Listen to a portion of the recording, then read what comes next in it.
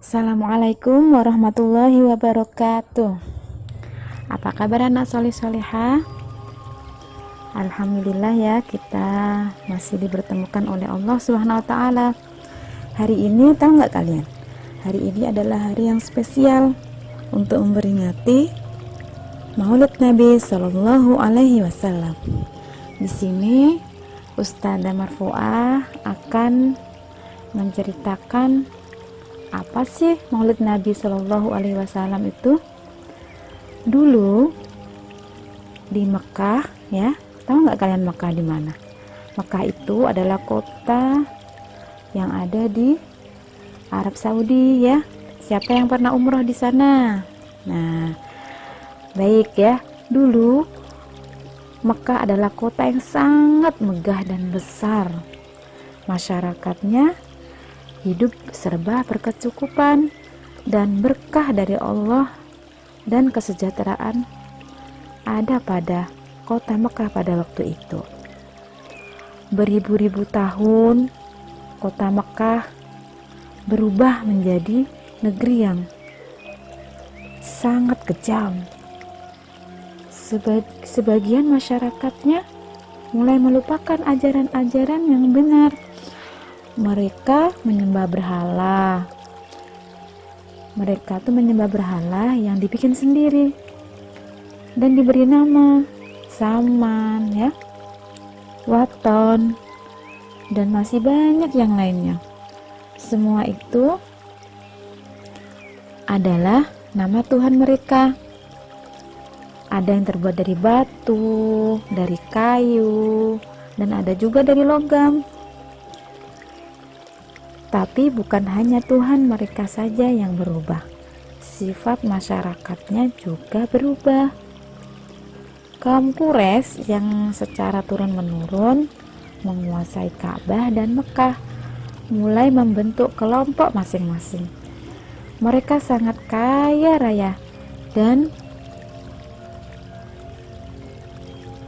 kuat, namun kekayaan mereka didapatkan dengan cara yang tidak halal, dengan cara merampok, mencuri, berjudi, dan perbudakan yang sangat kejam.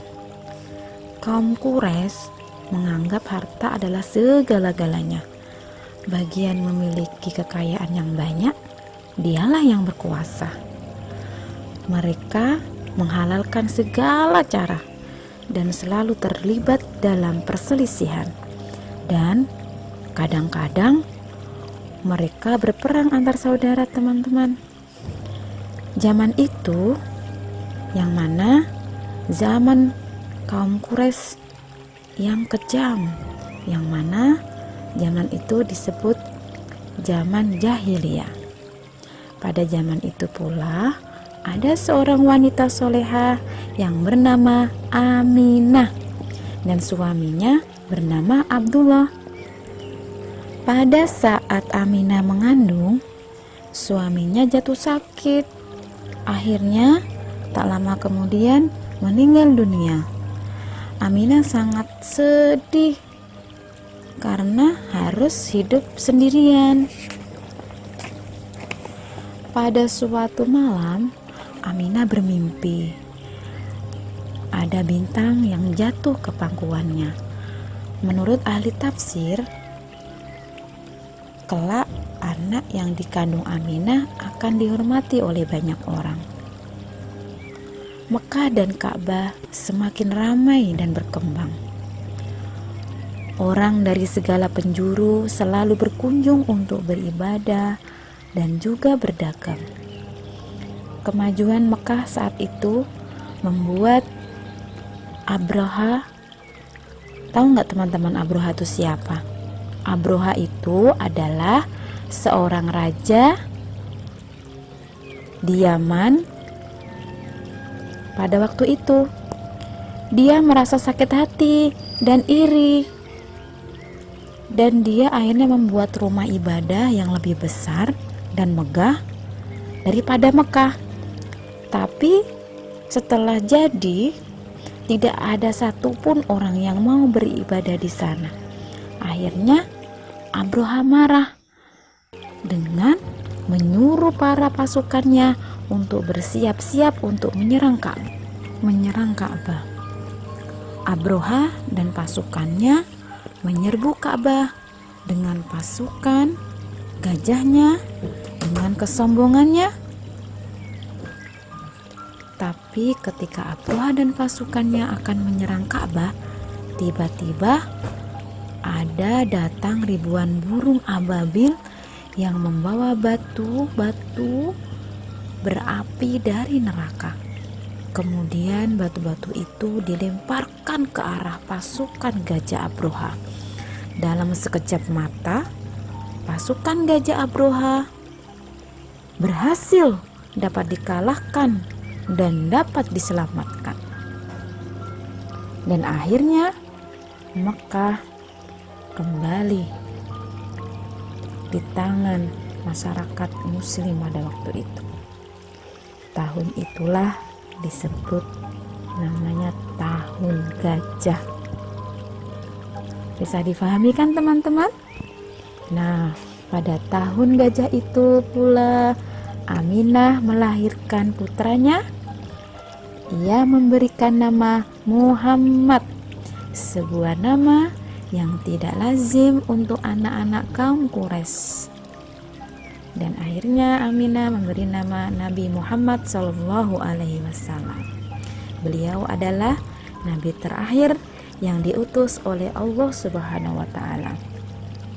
Ia dilahirkan pada hari Senin, tanggal 12 Rabiul Awal, tahun gajah. Ya, cerita ini bisa kita dapatkan dalam surah Al-Fil ayat 1 sampai 5. Kita baca bersama-sama ya, teman-teman. A'udzu billahi minasyaitonir rajim. Bismillahirrahmanirrahim. Alam tara kaifa fa'ala rabbuka bi ashabil fil. Alam yaj'al kaidahum fi tadlil. Wa arsala alaihim tayran ababil tarmihim bihijaratin min sijil faja'alahum ka'asfim ma'kul. Yang artinya, tidakkah engkau Muhammad perhatikan bagaimana Tuhanmu telah bertindak terhadap pasukan bergajah? Bukankah Dia telah menjadikan tipu daya mereka itu sia-sia? Dan Dia mengirimkan kepada mereka burung yang berbondong-bondong, yang melempari mereka dengan batu dari tanah liat yang dibakar, sehingga mereka dijadikannya seperti daun-daun yang dimakan ulat. Maha benar Allah dengan segala firman-Nya. Jadi, teman-teman, dari kisah ini semoga kita bisa mengambil hikmahnya, agar kita jangan sampai menjadi anak-anak yang selalu iri, ya. Kalau iri untuk kebaikan boleh, tapi kalau iri yang buruk tidak diperbolehkan, ya. Bisa difahami kan teman-teman?